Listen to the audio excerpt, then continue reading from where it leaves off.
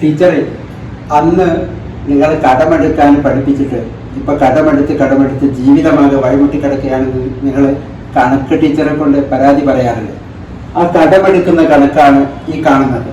ഇതെങ്ങനെ ചെയ്യാമെന്ന് നമുക്ക് ആദ്യം ഒന്ന് നോക്കാം.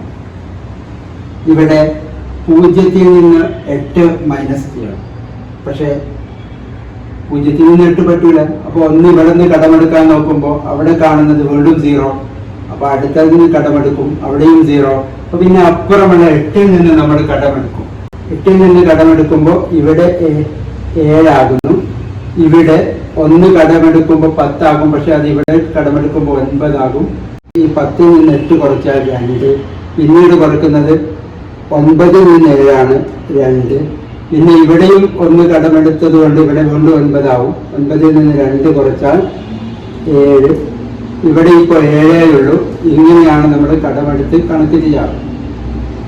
ഇങ്ങനെ കടമെടുത്ത് നമ്മൾ കണക്ക് ചെയ്യും. 7-ൽ നിന്ന് 6 കുറച്ചാൽ 1. ഇതാണ് ഉത്തരം. പക്ഷെ അന്ന് നമ്മൾ അങ്ങനെയൊക്കെ പഠിച്ചെങ്കിലും ഇത് നമുക്ക് കടമെടുക്കാതെ ഒന്ന് ചെയ്ത് നോക്കിയാൽ അങ്ങനെ ഇരിക്കും. നമുക്ക് ഇത്ര സിമ്പിളായിരുന്നു ഇത് എന്ന് നിങ്ങൾക്ക് ഇപ്പോൾ ബോധ്യപ്പെടും. 8000 മൈനസ് 6, 2, 7, 8.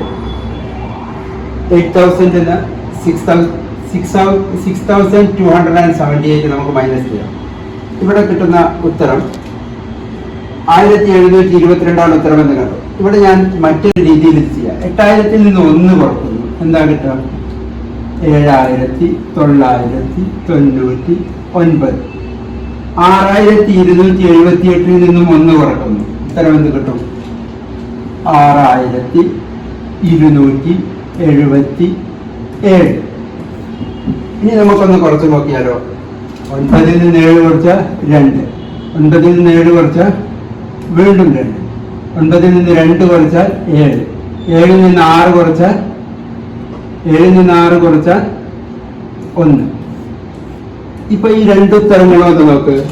ഈ 2 ഉത്തരവും ശരിയാണ്. ഇവിടെ നമ്മൾ കടമെടുത്ത് കഷ്ടപ്പെടുത്തുന്നു. ഇവിടെ നമുക്ക് കടമെടുക്കേണ്ട ആവശ്യമേ ഇല്ല. 2-ൽ നിന്നും ഓരോന്ന് കുറക്കുന്നു. അപ്പോൾ ഇങ്ങനെ കണക്കിൽ നമുക്ക് ഒരുപാട് എളുപ്പവിദ്യകളുണ്ട്. ഇത് നമുക്ക് എവിടെ നിന്ന് കിട്ടും?